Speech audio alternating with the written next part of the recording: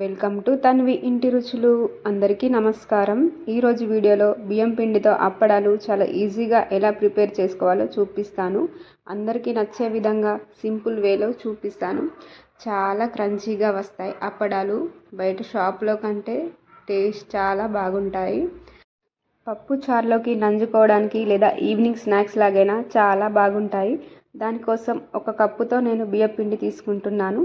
ఆ తర్వాత stove on చేసుకొని గిన్నె పెట్టుకొని మనం ఏ కప్పుతో అయితే పిండి తీసుకుంటామో అదే కప్పుతో 2 కప్పుల వాటర్ తీసుకోవాలి.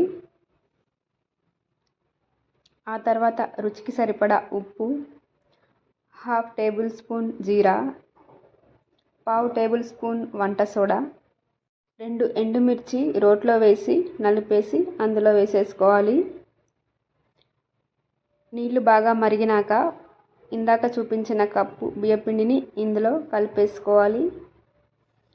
బాగా మిక్స్ చేసుకోవాలి ఉండలు లేకుండా. పిండి సాఫ్ట్గా వచ్చేలాగా కాసేపు కలుపుతూ ఉండాలి. అప్పడాలు క్రంచిగా రావాలంటే పిండి మనకి చాలా సాఫ్ట్గా రావాలి. పిండి అనేది అడుగులో మాడిపోకుండా ఉండడానికి నేను పెనం పెట్టి దానిపైన గంజి పెడుతున్నాను. ఆ తర్వాత పిండి బాగా ఉడికిపోయాక తీసి పక్కన పెట్టుకొని ఒక 10 నిమిషాలు అలా వదిలేయాలి. 10 నిమిషాల తర్వాత పిండి చల్లారిపోయి ఉంటుంది. ఆ తర్వాత చేతితో ఇలా మెదుపుతూ ఉండల్లాగా చేసుకోవాలి. చూడండి, అన్నీ ప్రిపేర్ చేశాను. ఆ తర్వాత మందంగా ఉండే 2 కవర్లను తీసుకొని కాస్త ఆయిల్ అప్లై చేస్తూ మన చేతితో మెదుపుతూ పూరీలాగా చేసుకోవాలి.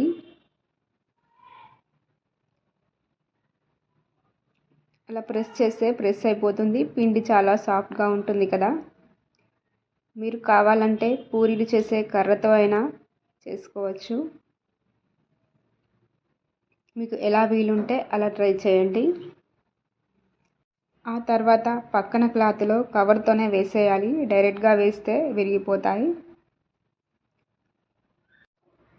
ఇలా ఒకదాని తర్వాత ఒకటి అన్నీ ప్రిపేర్ చేసుకోవాలి. చూడండి ఎంత బాగా వచ్చాయో. ఆ తర్వాత ఒక రోజంతా వీటిని ఎండలో పెట్టేశాను. చూడండి ఎలా అయ్యాయో. చాలా రఫ్గా అయ్యాయి. ఒకే రోజు పెట్టాను, ఎక్కువ పెట్టాల్సిన అవసరం ఏం లేదండి.